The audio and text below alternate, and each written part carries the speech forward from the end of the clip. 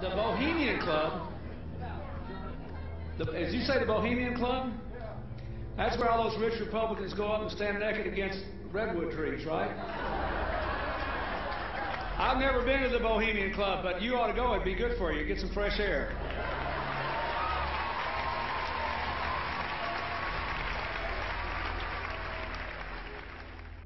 One last question. I read a Washington Times article many years ago where you had a comment about the organization, and then now it's been in the Wall Street Journal, it's been in a lot of different newspapers, and that's the Bohemian Grove. And back in, what was it, 1996, when you joined as a Clinton advisor, the Republicans were criticizing you, oh, what about Bohemian Grove? And then you countered them by saying, hey, I don't run around in the woods naked. What did that mean? Here is the before-mentioned Washington Times article where he said, I didn't run around naked like they do. I don't know what quote you're referring to. I'm not aware of any quote like that. Listen, I am a happy member of the Bohemian Grove. I like the folks who come there, and it's really inappropriate for me to talk about the group beyond that. Thank you. Have you been there for the ceremony with the cremation of care? Frankly, I don't think that's something I need to talk to you about. Really? That's right. Well, I'm Alex Jones, and I snuck in there in 2000. I'm the guy that blew it wide open and got the video. It's been on national TV. Well, I disrespect you for that. You do? I do. But there's a lot of big public officials going in there. Don't we deserve to know? I don't know anything about you, and I don't know anything about your film. But if you go in there with an understanding, you violated that understanding by releasing that film, and I don't respect you for that. Really? But we have public officials. I'm sorry. You took an understanding when you went in there that you would not do that film. And did you have an understanding when you went in there? No. Did you crash it? Yes. Yeah, and it has no trespassing signs there too, doesn't it? No, they put them up after. Oh, I'm sorry. I'm sorry, sir. I've been there before. I know what the circumstances are, and I'm sorry you violated the understandings. That was not a gentlemanly thing to do. But what about the ritual? Is the ritual genuinely?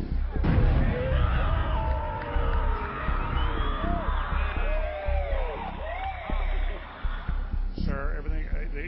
I don't owe you this comment. I know.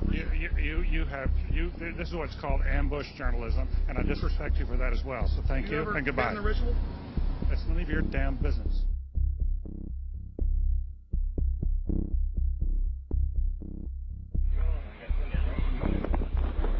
Wow. Prince of all mortal wisdom, owl of Bohemia, we beseech thee, grant us thy counsel.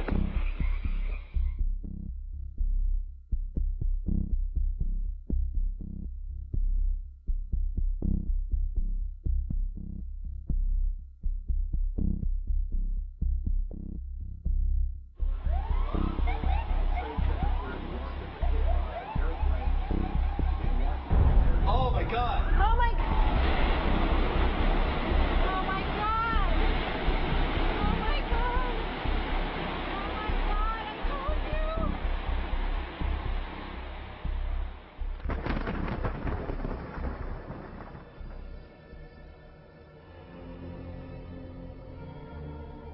Today our nation saw evil, the very worst of human nature.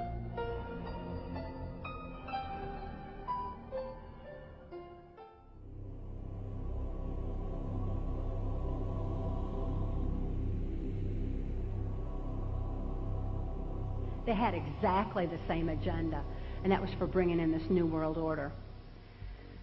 I heard George Bush talking at that time. He was talking to Bill Clinton, and I've since photographically recorded it and wrote it verbatim in our book, that when the American people became disillusioned with Republicans leading them into the New World Order, that Bill Clinton, as a Democrat, was going to be put into the office of president. This was decided in 1984.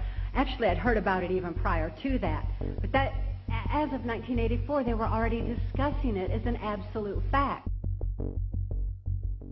The CIA is carrying out mind control on countless numbers of unwitting American victims. And he even went so far as to say the basic methods that they use in this mind control: hypnosis, drugs, and torture.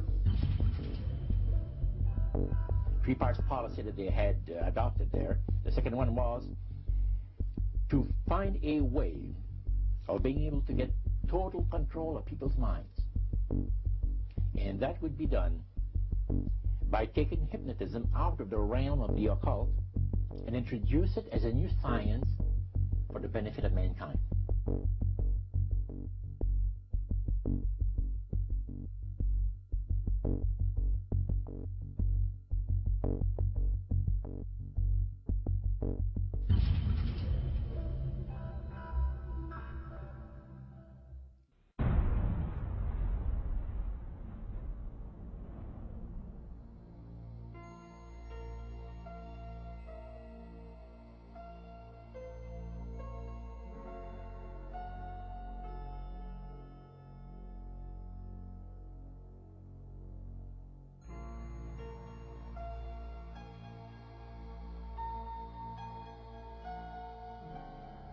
Reflecting a policy of genocide either against the Tibetan people themselves or against their culture.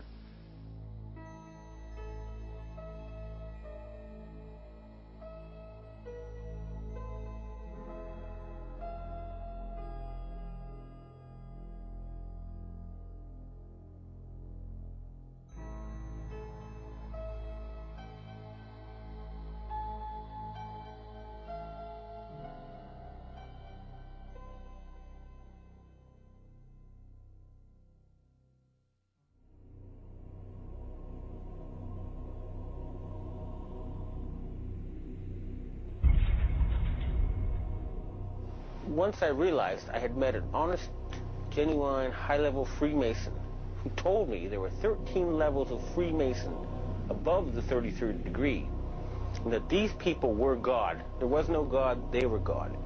So I asked them about their plans to kill people, and they said, yes, there are too many people on the planet. We need to get rid of several billion. And war doesn't seem to work, so we're going to use disease and starvation.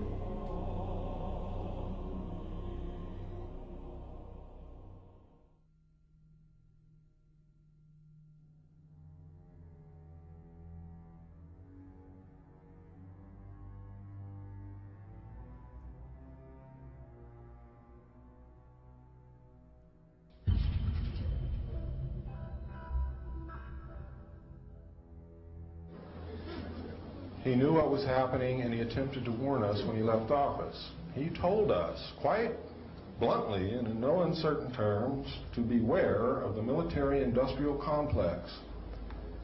And who is the military-industrial complex? It is the members of the Council on Foreign Relations, and since the inception of the Trilateral Commission as well.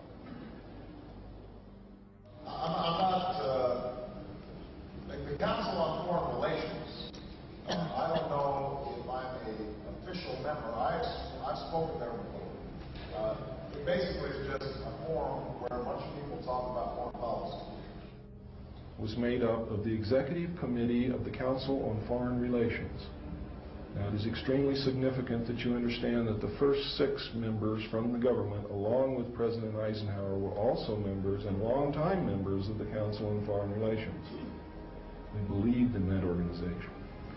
They believed in its goals, which was one world government.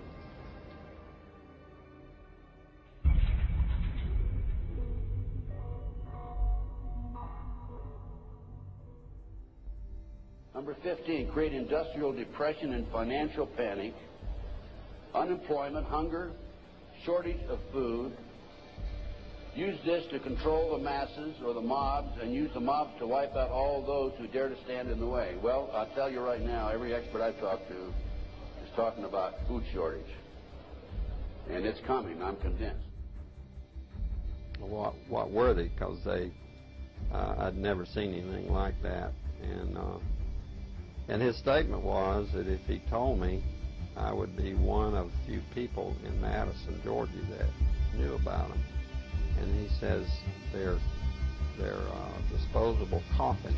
They were stacked, he told me, 15 high.